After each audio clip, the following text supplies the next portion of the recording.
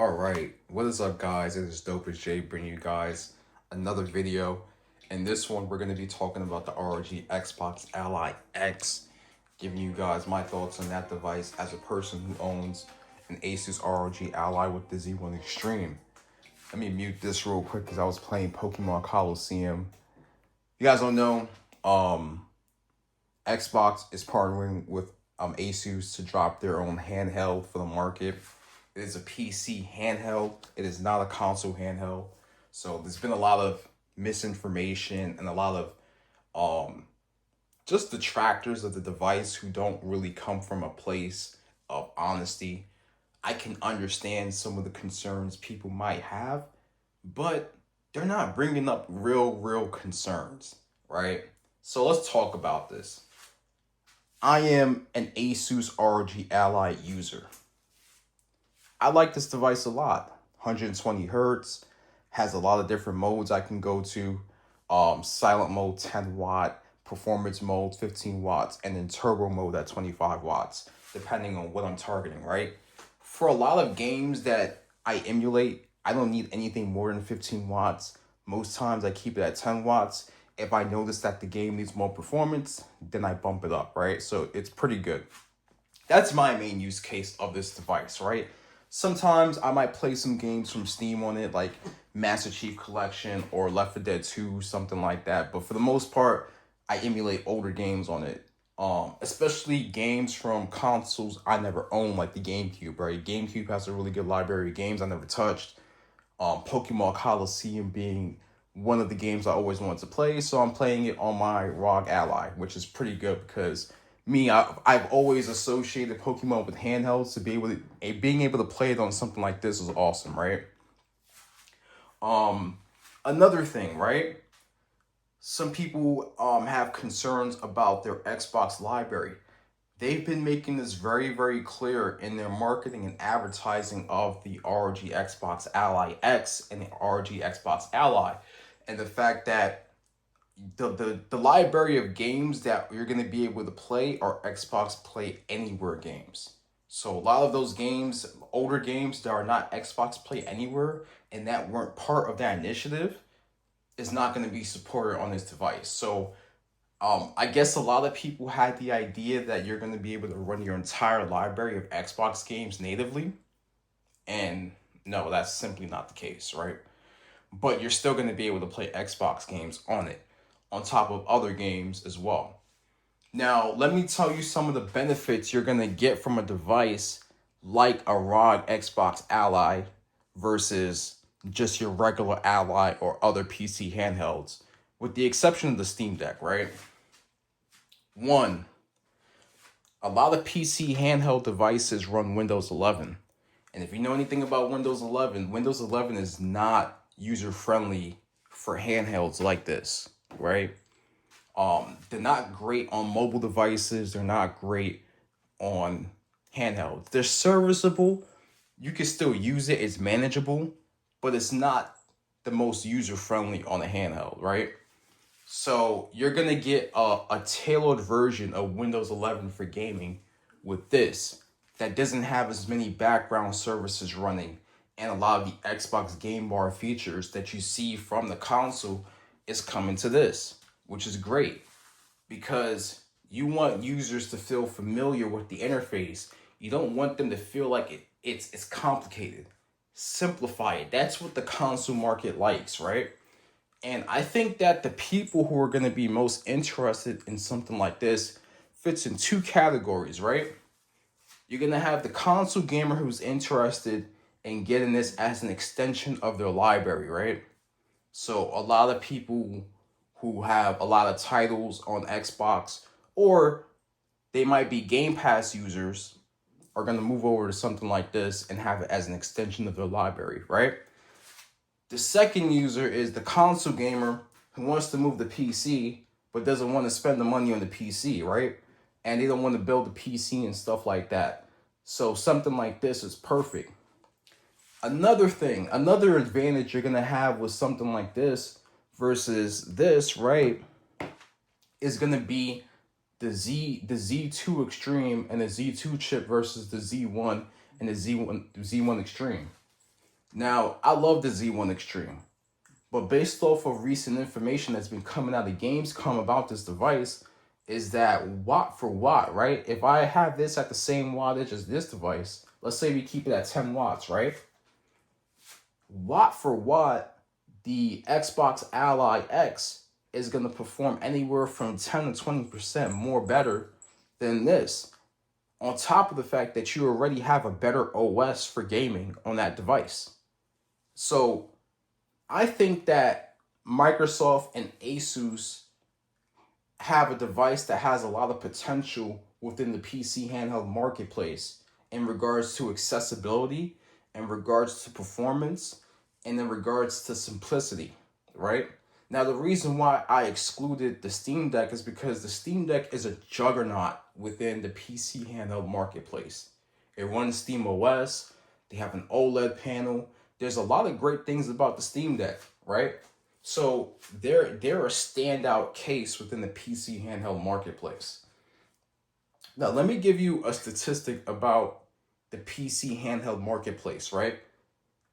Steam Deck and other PC handheld sales are at 6 million units, with the Steam Deck being the lion's share of the sales. And this is according to a recent estimate that happened early in the year. I'll put a link in the description and I'll put something on the screen so that you guys can see that, right? Now, this estimate combines the shipments of Steam Deck, ROG Ally, Lenovo Legion Go, and MSI Claw. Sorry for the stutter. This is long-winded for me. So that's to show you that, right? To give you that stat is to show you the fact that the PC handheld market is still a very, very small market compared to something like consoles, other console handhelds like the Vita that sold around like 12 to 15 million units, even something like a Nintendo Switch, right? But you have to understand that the PC handheld market is a completely different market than these devices, okay? The Nintendo Switch and Switch 2 being a console handheld hybrid, and something like, PSP, PS Vita operating in a completely different marketplace in the time that they were released, right? So now we're living in a completely different time. And not to mention the fact that these devices are much more expensive, but you get a lot more performance and a lot more versatility with these devices than other console handheld markets, okay? So we need to understand what we're operating with and what they're trying to target with something like an Asus ROG Ally or the Xbox Ally, right? Now, let me say this. Some people think I'm an Xbox detractor. I'm not an Xbox detractor. I'm just somebody who likes to make sense of some of the data points and statistics that they give us, but then they omit certain facts. But it is what it is. You guys can check out my previous video for that and go in the comment section and see the code. It is what it is. In regards to the Xbox Ally and the Xbox Ally X, I think Microsoft and Asus has a huge opportunity with this device. And here's why. Reviewers are going to get their hands on this device and they're going to see how good it is. Because Gamescom is one thing, right? People going to Gamescom and they're getting access to this device, right? But I'm talking about the independent reviewer, the people who couldn't get to Gamescom, right? Because a person like me with this can tell you the benefits of having this device, right? But I have hands-on. I can show you the benefits of having an Asus Ally, right? You're going to have independent review sources getting their hands on this device, reviewing it, testing it, benchmarking it, and being like, damn, this thing really is what they claim it to be. And another thing is, the Xbox branding with this is going to help it a lot in regards to services and attach rate of those services and games, right? You need to understand something about this, right? The PC handheld marketplace is dominated by applications like Steam, Epic Game Store, and GOG, right? Even though most of these devices are Windows devices and they have the Xbox app loaded on it, It's not in your face. So a lot of people aren't using Game Pass through it. With this, right? As soon as you load into the landing page, you're gonna have the Xbox UI, right? And people are gonna be able to see the marketing of Game Pass and the benefit of getting something like Game Pass. On top of the fact that developers are optimizing their titles for this device to be able to have a build, well, not a build, but how do I say this? But a tailored version of the game to run well on this. That's the thing about some of these devices, right? Not a lot of games have developers making specific builds for handhelds, right? So some of it's trial and error, messing around with settings to make sure you can get the most optimized experience you can on your handheld. But with this, you're getting that out the box because they're gonna have some sort of tag that's gonna say Xbox Ally X performant or something like that. You know, like how they have like the Xbox Series X and Series S optimized tag on certain games because they have a port specifically for the console. You're gonna have something similar on the Ally X, the Xbox Ally as well. Another thing on the services and attach rate. Let's say hypothetically, right? They're able to sell, 2 million units of this, right? You know, a reasonable estimate, but I'm doing this for, I'm just throwing out the hypothetical, okay?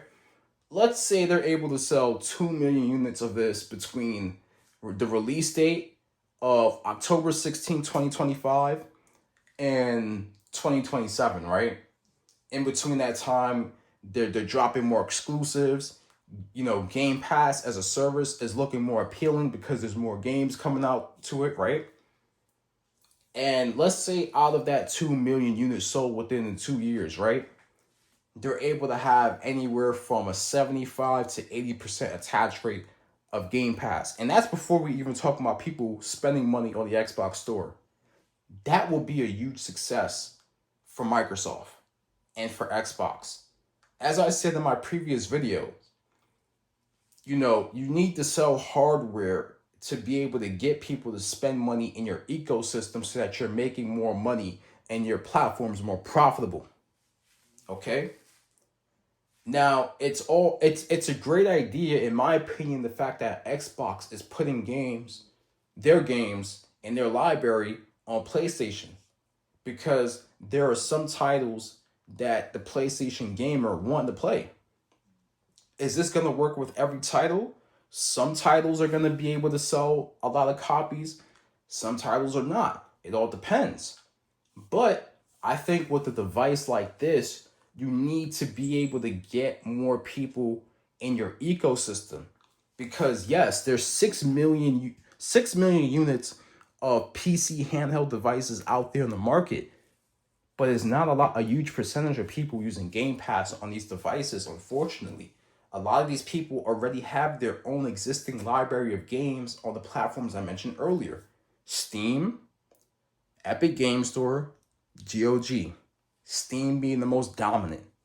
So I'm interested to get your thoughts. Like I said, I think that this device has a huge opportunity for both Asus and Xbox. And hypothetically, right? Let's say this doesn't even sell a lot of units, right? And people are like, oh, this device is too expensive. Then get this. What are we talking about? What are we talking about? So it's a win-win. If Asus and Xbox aren't able to sell a crap ton of units of this because of the pricing and all that stuff that people are bringing up, then the only other recommendation is to get yourself this.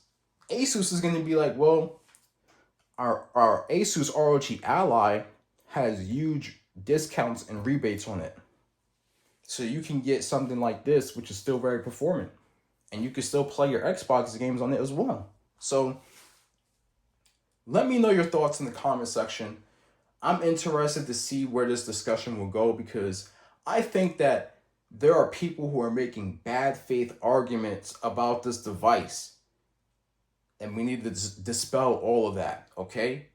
Hit the like, subscribe. Peace.